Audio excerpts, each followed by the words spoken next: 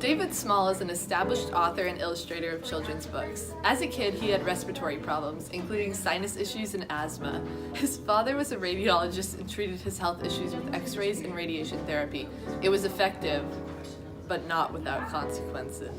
When David was a child, he used to go with his family to the hospital where his father worked. One day, he went to the 4th floor to play, which he was never allowed to go on, and he saw a fetus. This haunted him throughout his childhood.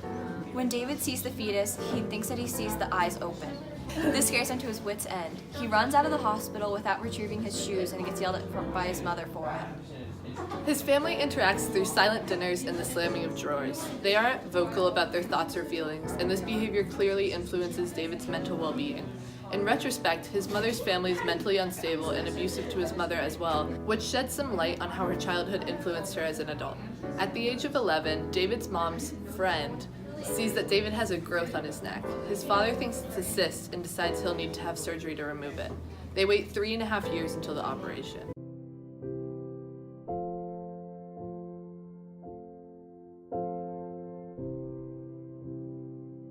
Hey, still a little groggy? You're in the recovery room. You just had surgery, remember? Now, you can probably tell the cyst is still in your neck, so you'll be needing a second operation. Nothing is wrong, though. You can get some rest, though. After the first surgery, David gets a second surgery and loses half of his vocal cords, leaving him unable to talk at any level above a whisper. His mother performs one act of uncharacteristic generosity towards David that we later find out is because she thinks he's going to die.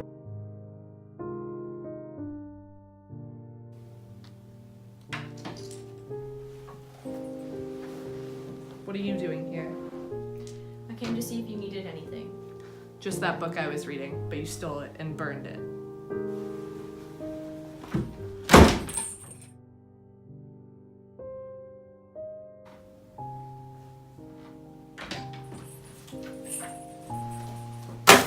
They had it at the gift shop downstairs. She gives him a book that she had stolen from him, Lolita. When he wakes up the next day, alive, he looks at his bedside table to find the book gone.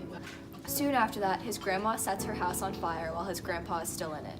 She's sent to a psychiatric hospital where she lives out the rest of her life. One night, David goes into his mother's room and sees her writing a letter.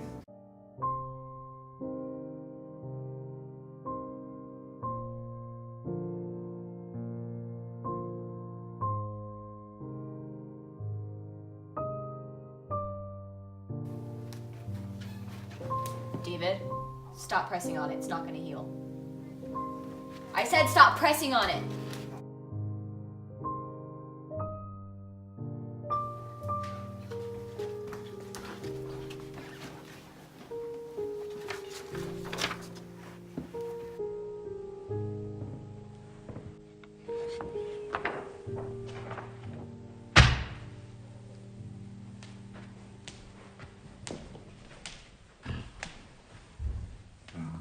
After reading the letter, David begins acting out. He skips school frequently, so his parents decide to send him to a boarding school. However, he runs away 3 times and gets kicked out.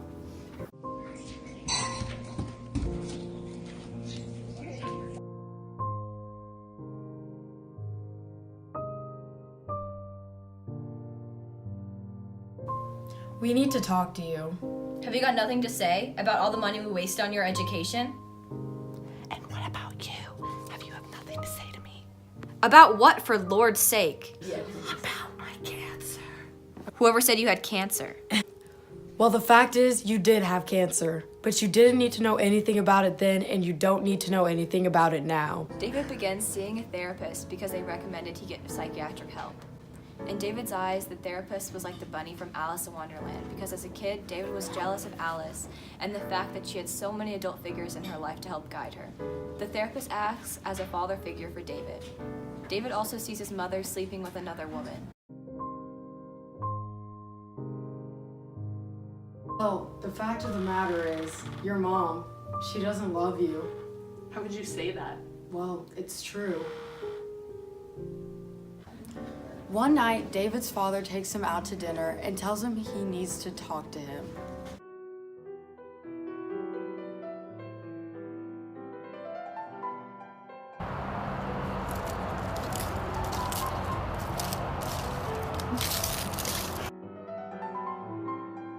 It was standard practice back then.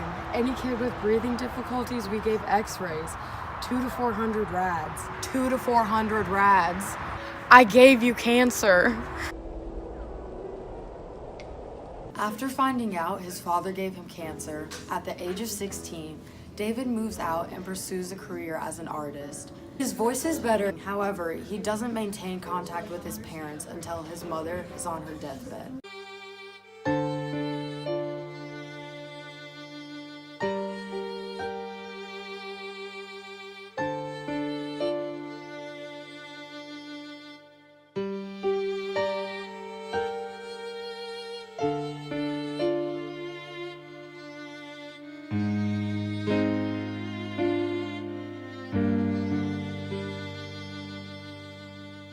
After his mother's death, David has a strange dream where he sees his mother and grandma. He drives a remote control car up to a house where he sees his mother clearing a path for him and his grandma inside the house. However, he refuses to go in and drives away.